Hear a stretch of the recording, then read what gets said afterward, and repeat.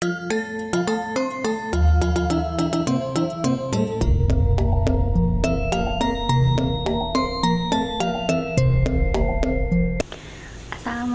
warahmatullahi wabarakatuh.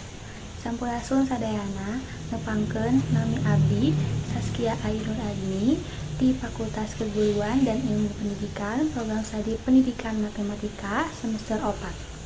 Dinten ayeuna abdi bade maparkeun carita Sunda anu judulna carita Nyi Pohaci. Kacaturkeun aya hiji putri disupata jadi oray sanca. Ngaran eta putri teh Nyi Pohaci. Oray kajajaden tea ngarasa sedih. Manehna teu nyahoeun naon anu kudu dipilapah. Antukna ngalayor teu puguh tujuan. Sanggeus nyicir pasir jeung gunung, tungtungna anjog ka hiji wewengkon. Bakat teuing capek, manehna kasarean di leuwit Patani. Nah, ieu si putrina teh. Terus Patani kacida ruasna waktu manggih oray sanca aya dina leuwitna. Harita keneh oray teh digeubahkeun tapi bojona nyarek. Ceuk bojona eta oray bisi ngajaga leuwit tina hama beurit. Sanggeus dipikir antukna Patani ngantep eta oray cicing di dinya. Nah ieu si petanina, ieu istrina, nah ini tak orayna. Terus dina hiji peuting Patani ngimpi aya jalma ngabejaan yen eta oray teh bisa ngalantarakeun panenna mucekil.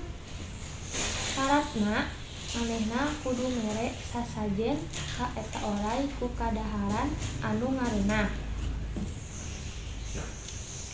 Saencana Patani teh teu pati percaya, tapi tungtungna mah dilaksanakeun oge. Bener we manehna mucekel pisan.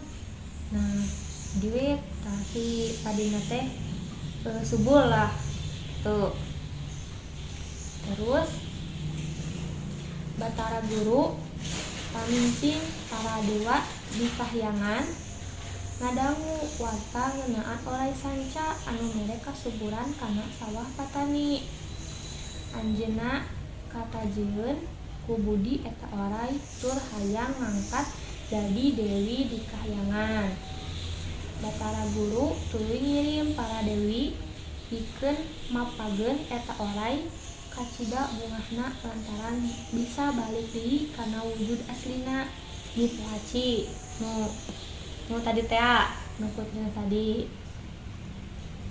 Terus sanajan geus balik deui jadi dewi di kahyangan, Nyi Pohaci teu mopohkeun kana kahadiran Patani nu geus miara dirina.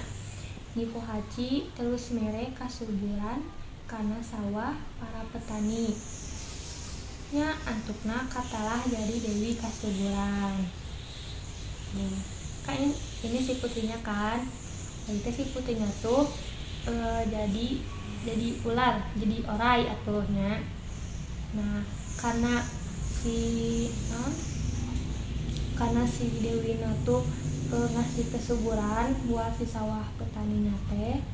Jadi si dewinya teh diangkat lagi jadi dewi di kahyangan teh. Tuh. Terus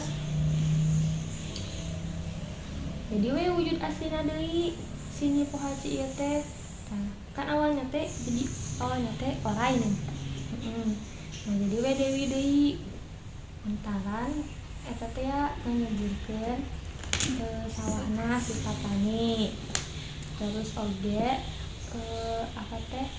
kalau misalkan Nura tuh kayak harus balas budi dengan baik ke orang yang udah nolongin Nura, misalkan Aisyah nih nolongin Nura.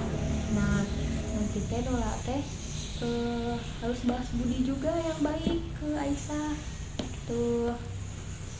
Nanti nah Nyi Pohacina gitu atas. Hatur nuhun pisan nu parantos nonton. Hapunten bilih aya kalepatan dina cariosan. Wassalamualaikum warahmatullahi wabarakatuh.